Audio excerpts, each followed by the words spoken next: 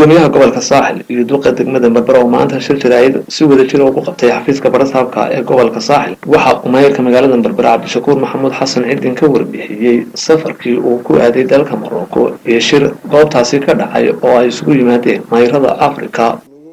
nagu soo macsuunto inaan ka qayb noqono maayirada ama caasimadaha aan idhaahdee Afrika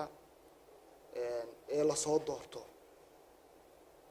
dadka la soo doorto marka inaga dalkeenu waxaan dooranaa maayirada laakiin dawladaha jaarkeena oo kale ama Afrikaanka barasaabada la doortaa maayiraduna ka soo hooseeyaan oo ka farcamaan 750 maayir ayaan qayb ka ahaa waxaan Ilaahay subhanahu wa ta'ala ugu mahad celinayaa in maayir kastaaba uu ka hadlayay magaaladiisa isagoo magaca ku hadlaya degmada uu degan yahay iyo horumarka ay higsatay 10 sanadood u dambeeyay iyo sida ay u socoto sare socodka marka inaga markaan reer Berbera leeyahay waxa inaga sharaf iyo qiimeeno ah in ay bulshadu ogaato in nidaamkeena maamul daadejinta iyo waxqabadkeenu yahay mid sidii loogu talagalay u soconaya sida ogeed waxaan kaga warbixiyay anigoo ku hadlaya magaca Somaliland in marka hore dadkan aan fahansiiyo ila jooga in Somaliland waxay tahay ay fahmaan aan soo bandhigay percentage-keega Somaliland ila hay dowlad madax banaan intii ka horsay Soomaaliya ay midoobeen 1960kii koobisaashkiina dib u kala noqdeen mihnada ay u leedahay maxaan ku raahdaa degmadan Berbera ama gobolkan saaxil gaar ahaan Somaliland uu yahay wadnihii dhaqdhaqaaqi uu yahay gobolka ku xidha badda cas isku xidhay ilaa Ethiopia ilaa Soomaaliya isku xidhay ilaa Djibouti isku xidha sanad walba inay ka dhoofaan in ka badan 3 milyan oo neef ay ka dhoofaan inay dekada ugu weyn dalka ay ku taalo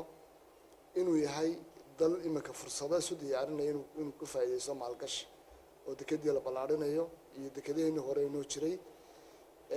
inaynu maxaan ku raahdaa isu diyaarinayno inaynu maanta aynu la jaan qaadno dawladaha jaarka waliba aynu dhaafnaa rajeenaya insha Allah taala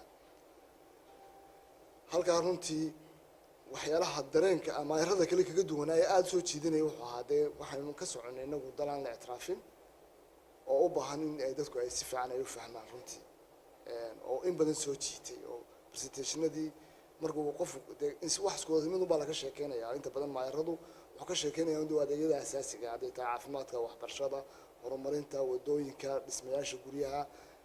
iyo sida magaalooyinka loo casriyeeyo iyo ka sheekeynayaa laakiin inagu waxaan kaga duwanayn in dadkeena dalkeena ka soconayn fahansiino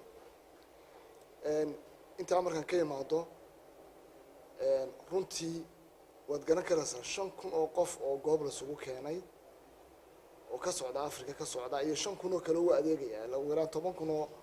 qof ayaa ay degmadaasi awood u yeelatay inay martisoor u samayso oo ay lagu qabto shirkaaye oo 3 sanadood mar kamida geega Afrika qayb kamida lagu qabto insha Allah 3 sano ka bacdi South Africa lagu qaban doona shirkaasi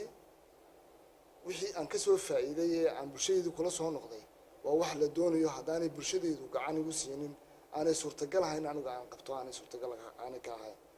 anagu waxaan leenahay inaan fulino oo qorshihii aan lahaan jirnay awalba sanadlaha ay Berbera lahaan jirtay inuu sideedu u fulo lana kordhiyo la laabo waxa mar walba magaaladeena aan suurtagal ka ahayn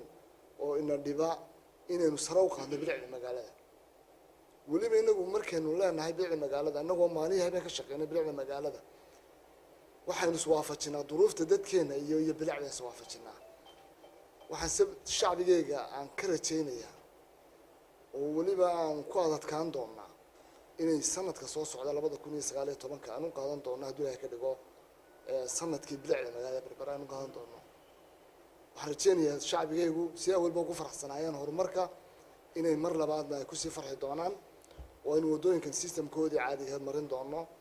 inay magaalada dhireyno oo aynu qurxino inay magaalada nafaadeena marka dee loo eego malaha dee magaalooyinka kale un baynagu odhanaynaa magaaladana waa nadiif laakiin marka la dhinac dhigo dowladaha kale jaarkeena dee magaaladana waa waxay noqonaysaa magaalada runtii waa xashiish badan marka shacbiga waxaan uga baahanay gacan ugu siiyaan oo iska garab taagaan muddada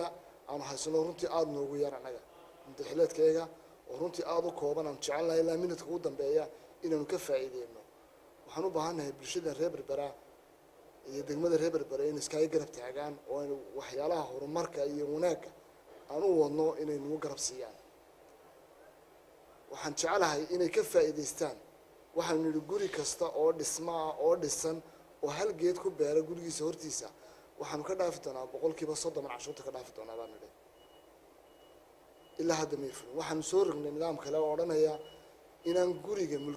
guriga cusub mulkiyad la siinin ilaa uu geed beero waxaan ku adkaan doonaa shuruucda waxaan fulin doonaa haddii ilaahay ka dhigo